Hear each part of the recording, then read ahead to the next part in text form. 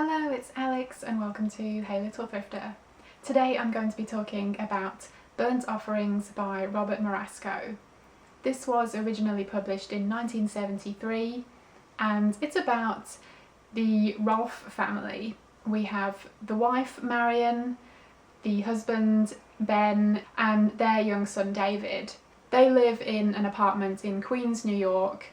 It's in a very noisy building. Summer is fast approaching, which is going to bring the heat as well, and the family, especially Marion, really want to get out of the city for the summer. Ben is a teacher, so his summer break is coming up, and Marion becomes obsessed with the idea of finding some kind of summer rental where they can get out of the city and enjoy some peace and quiet. So Marion is scouring the newspaper adverts and she stumbles upon one particular ad for a summer rental at a very reasonable price for the right people, of course. She calls up and speaks with Mrs. Allardyce and they arrange to go visit the place and take a look. So Marion, Ben and their son David get in the car, travel out to the country, and they're driving up to the address they've been given, and they are greeted with this incredible mansion. So they meet Mrs. Allardyce and her brother, both of whom are pretty kooky and eccentric, and they do indeed offer it for a very reasonable price for the whole summer.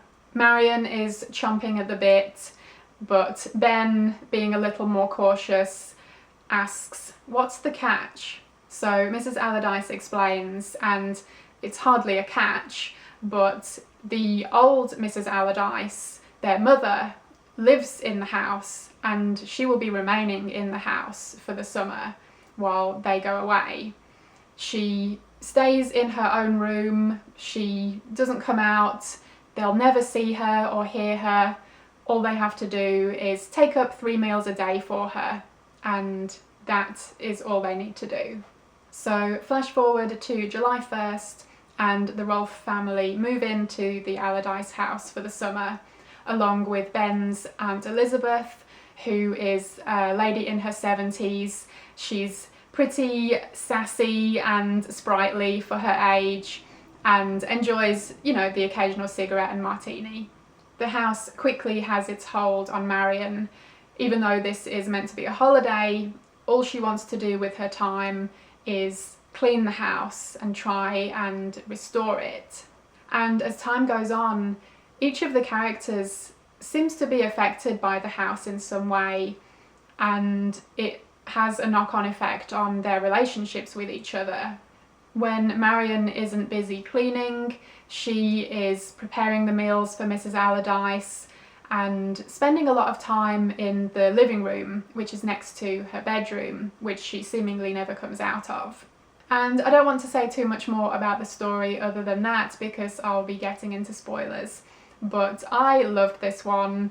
I really enjoyed his writing.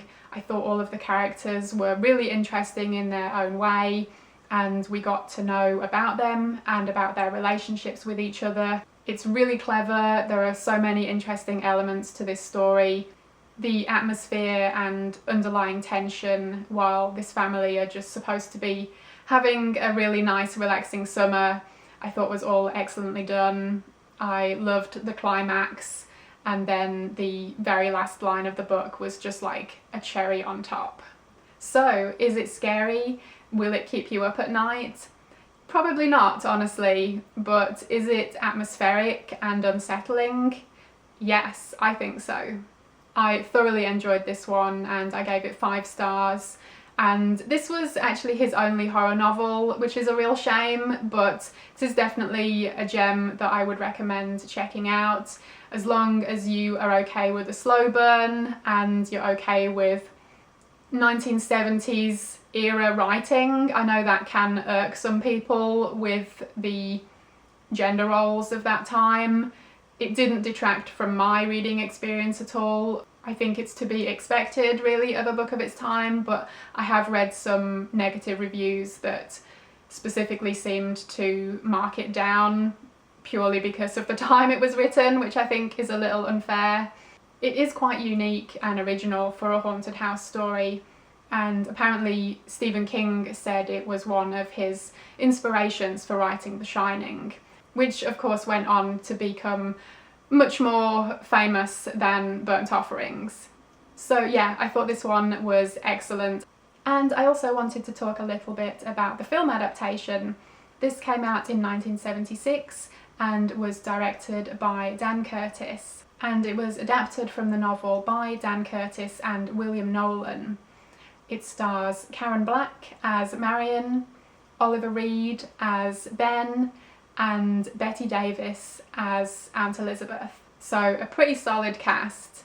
I had seen the film some years ago and really enjoyed it, and had been meaning to read the book ever since. So now that I finally got around to reading the book, and because I loved that so much, I went and rewatched the film. I gave the film 4 out of 5 stars, while the book was a 5 out of 5.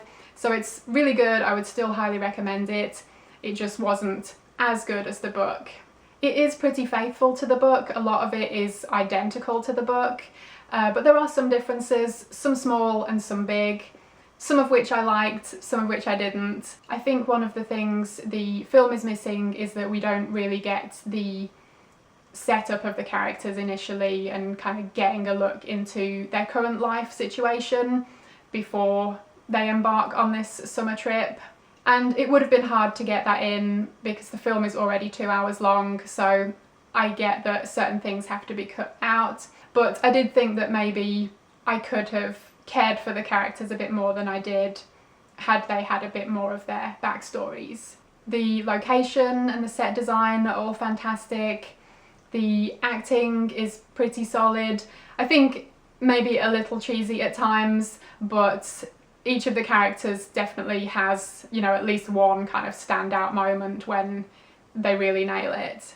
The film does a great job with the atmosphere and the underlying tension, and it also has some really great visuals, including the chauffeur, who I won't show a picture of if you haven't already seen the film. I'll let that be a surprise for you. I felt like I enjoyed the film a bit more having read the book, just so I could kind of use the extra information from the book and kind of apply it to the film and maybe just have a better experience overall. But of course the negative of watching the film now that I've read the book is that the differences stand out more. So it's a double-edged sword, but overall it's still a really solid film and definitely one that I would recommend. So yeah, basically I loved them both. I would recommend them both highly. Do let me know if you've already read the book or seen the film. I would love to hear your thoughts. Thank you ever so much for watching. I hope you enjoyed it, and hopefully I will see you again in my next video. Bye!